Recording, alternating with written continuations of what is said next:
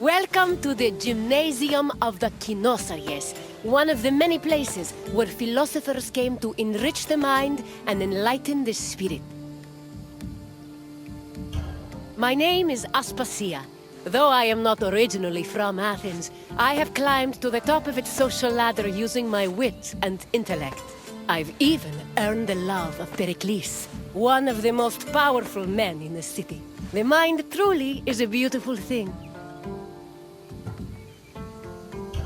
There is no better setting for learning than in a quiet place far away from the commotion of the city. Education held a very important place in Greek society. The most prominent educators were philosophers, whose teachings ranged from everyday rituals to the makeup of the universe. Once your tour is complete, come find me, and we can discuss what you've learned. Farewell for now, wanderer.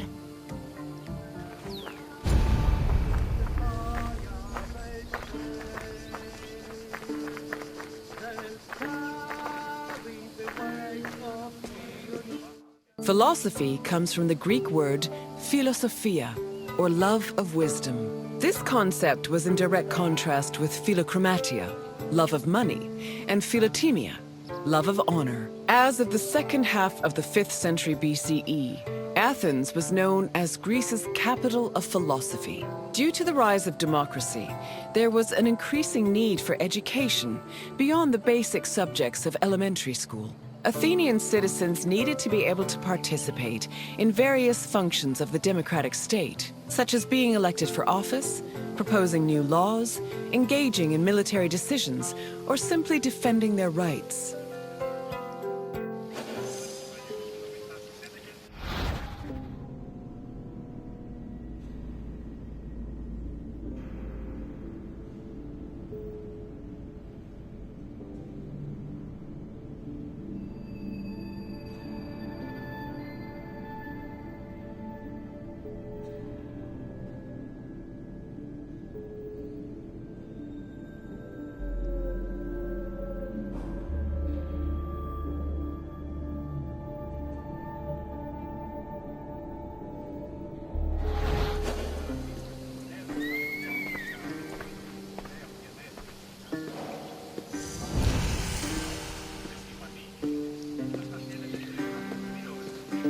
Originally, Athens had no official school buildings for higher education.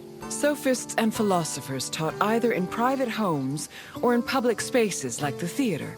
To recruit young pupils for long-term curricula, they also held classes in gymnasia, where young Athenians underwent physical training. The Cynosarges was a sanctuary to Heracles, located in the south suburb of Athens. At the beginning of the 4th century BCE, Antisthenes used this sanctuary as a teaching spot for his school of philosophy, the aptly named Cynicism.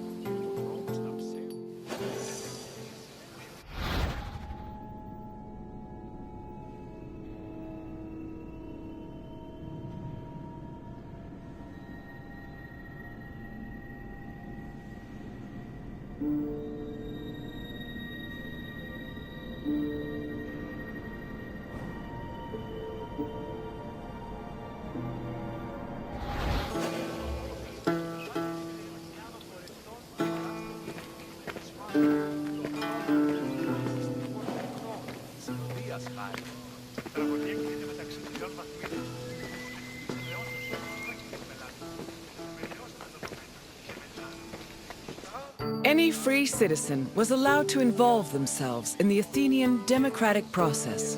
However, to truly influence the flow of politics, their speech and rhetoric skills had to be impeccable. As a result, many sophists taught subjects like logic, reason, and eloquence. These were meant to help students achieve arete, or excellence. But this specific concept of excellence was often challenged, especially by other philosophers. For example, Plato, Socrates, and Isocrates preferred a more moral approach and argued that rhetoric should be used as a means to serve the greater good. Socrates and Plato went even further, declaring that philosophy and wisdom were not only useful tools, but also ethical virtues.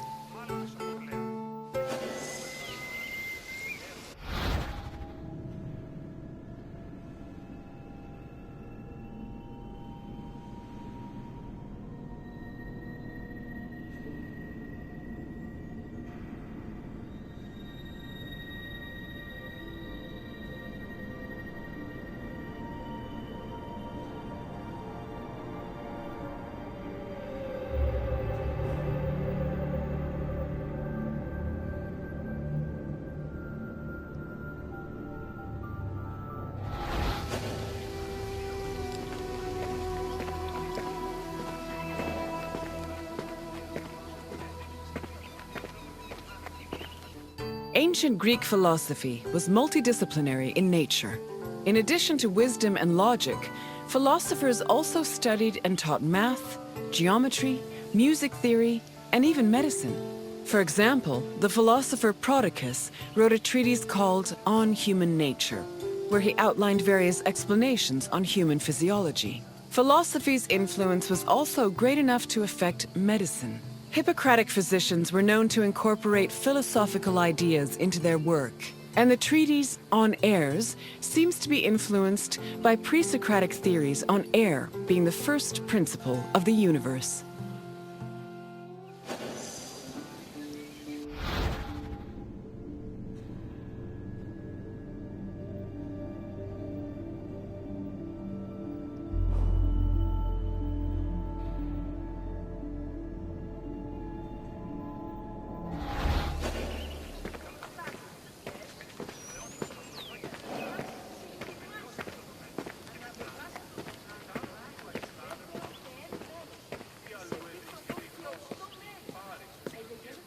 The famed philosopher Socrates had an ambiguous relationship with sophists. In Plato's dialogues, Socrates is portrayed as being in constant opposition with the famous sophists of his time. Aristophanes' comedy, The Clouds, meanwhile, depicts Socrates as a sophist himself, constantly demanding payment for his teachings. Socrates was in fact very poor and made no money off his teachings. He also differed from the sophists in that while they only taught aristocratic youths, Socrates taught everyone, regardless of station. Unfortunately, his controversial ideas and practices did not sit well with the city of Athens, and he was eventually tried for impiety.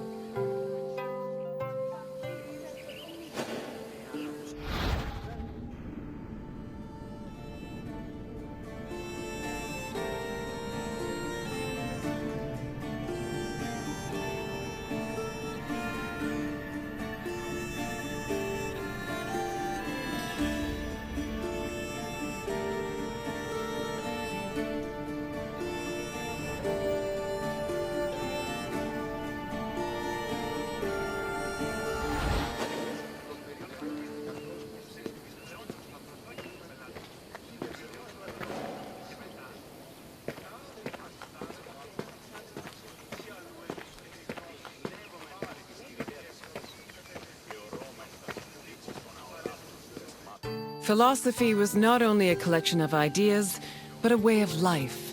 According to philosopher Pierre Hadot, his ancient counterparts had a daily regime of spiritual exercises to combat their passions, doubts, and illusory beliefs. These exercises included meditation on death, contemplation of nature, or speaking with a friend or mentor. Philosophers also followed specific dress codes and diets. They were also part of a community of masters and students. These communities were created and strengthened in schools. Plato founded such a school in the early 4th century BCE, when he purchased a property in a grove just outside of Athens. The school was designed to groom students into philosopher citizens who could eventually rule the city in a measured and fair manner. It followed its own rules and was open to both male and female disciples.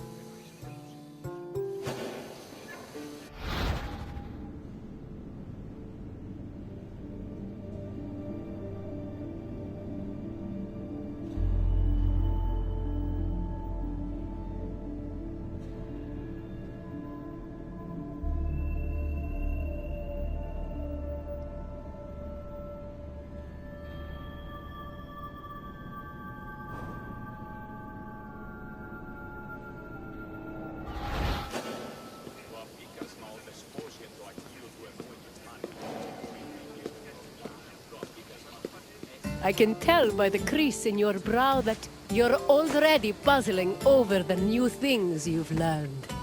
Don't be embarrassed. Even the wisest among us need to ask questions before they search for answers. Is there anything else you'd like to do? You wish to test your wisdom? Very well. Let's see how you compare to the great philosophers. The first question is an easy one. What does philosophia mean? There was a word for the love of money, but it was philochrimatia, not philosophia. Try a different answer. Philothymia was the love of honor. Try again. What does philosophia mean? Logic was a large part of philosophical teachings, but the word philosophia did not refer to it directly. Keep trying. Correct. Philosophia referred to the love of wisdom. Time for the next question. The Kynosarges was a sanctuary dedicated to which Greek hero? Theseus was a legendary Greek hero whose achievements include such amazing feats as slaying the Minotaur. But the Kynosarges was not one of his sanctuaries. Try a different answer. I'm afraid the Kynosarges was not a sanctuary to Odysseus. Keep trying. The Kynosarges was not dedicated to Perseus. Try again. Correct. It was the mighty Heracles. Now, for the last question. Which play by Aristophanes portrayed Socrates as a sophist? Aristophanes' The Birds was a lovely play, but it did not feature Socrates. Try another answer. The Frogs was an interesting comedy in that it focused on gods and heroes instead of mortals. Socrates was not part of the play's proceedings, though. Keep trying. The Wasps was a comedy that mocked Athenian courts of law, but had no appearances from Socrates. Try again. Yes, The Clouds was a comedy that portrayed the famous philosopher as a greedy sophist. Plato even believed that this caricature contributed to his mentor's eventual trial and execution. Well done, Wanderer. Even Socrates would be impressed by the depths of your wisdom. As you wish, Wanderer. Safe travels.